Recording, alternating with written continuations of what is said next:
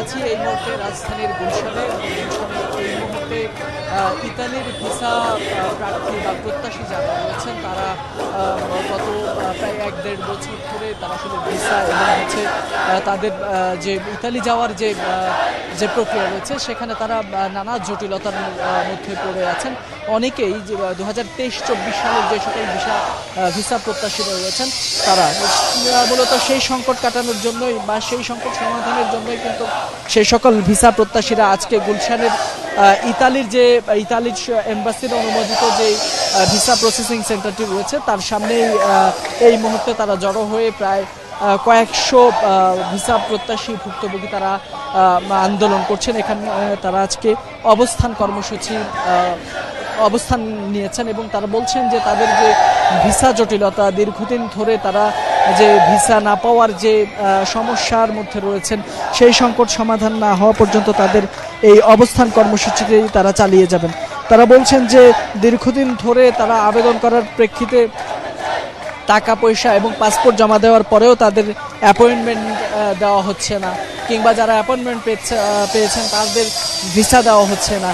এই ক্ষেত্রে তারা বলছেন যে বিশেষ করে 23-24-এর যে সকল আবেদনকারীরা ছিলেন বা ভিসা প্রত্যাশীরা ছিলেন তারাই মূলত এই সমস্যার সম্মুখীন হচ্ছেন, যার কারণে তারা দীর্ঘদিন ধরে আন্দোলন চালিয়ে যাচ্ছেন এবং বেশ কয়েকবার তারা সরকারের যে সকল মন্ত্রণালয়গুলো রয়েছে সেখানে তারা আবেদন করার পরেও কোনো সুরাহা আসেনি। এ নিয়ে তারা এবার নিয়ে তারা প্রায় 4বারের মতো তারা রাস্তায় নেমেছেন, আন্দোলন করছেন এবং তারা সেখানে কিন্তু বারবারই সরকারের পক্ষ থেকে কথা বলার চেষ্টা করেছেন যে আসলে তাদের এই যে সমস্যাটা, এই যে সংকট, এটি আসলে কতদিন ধরে চলবে বা এটা কতদিন ধরে এইভাবে চলবেন, এইভাবে আন্দোলন করতে হবে তাদেরকে রাস্তায় বসে, তারা সেটি জানেন না। যার কারণেই মূলত তারা আসলে এবার অবস্থান নিয়েছেন এবং বলছেন যে এবারের যদি সুরাহা না হয় তাহলে তারা এই আন্দোলন লাগাতার চালিয়ে যাবেন। এবং তারা বলছেন, আমরা একটু আপনার কাছে জানতে চাই আসলে আপনারা আজকে এখানে অবস্থান নিয়েছেন কেন? ভাই, ডিসেম্বরের 28 তারিখ 2023 সালে আমরা এই বিএফএস এর মাধ্যমে আমাদের পাসপোর্ট জমা দিছি। এখন পর্যন্ত আমরা কোনো ফলাফল পাই নাই। আমরা আজকে দেখতে পাচ্ছেন আমাদের মা বোনরাও আমাদের এই অংশগ্রহণ করছে। আমরা যদি আজকে কর্মসূচি করছি, এরপরে যদি আমাদের এই সিন্ডিকেট ভাঙা না হয় আমরা মেন রোডে একটা গাড়ি চলাচল করতে দিব না ইনশাল্লাহ। এরপরে ডাক্তার ইউনূসকে আমি লক্ষ্য করে বলছি, আপনাকে অনেক সম্মান করি ডাক্তার ইউনূস স্যার, আপনি আমাদের এই বিষয়টা দেখেন। আমরা আর সহ্য করতে পারতেছি না, আমাদের বিষয়গুলো আপনাদের রিকোয়েস্ট করে বলতেছি আপনারা দেখেন। এবং যমুনা টিভিকে বলতেছি, সাংবাদিক আপনারা কতদিন ধরে এই সমস্যার সম্মুখীন? জি, 2023 সালের পর থেকে এই পর্যন্ত সমস্যা। আপনি এখানে দেখতে পাচ্ছেন তারা কিছু টাকা ঘুষের মাধ্যমে তারা অ্যাপয়েন্টমেন্ট দিয়ে থাকে, ভিসা দিয়ে থাকে। যে ঘুষ বা টাকা তাদেরকে দেয় না তাদেরকে তারা ভিসাও দিতে পারে না।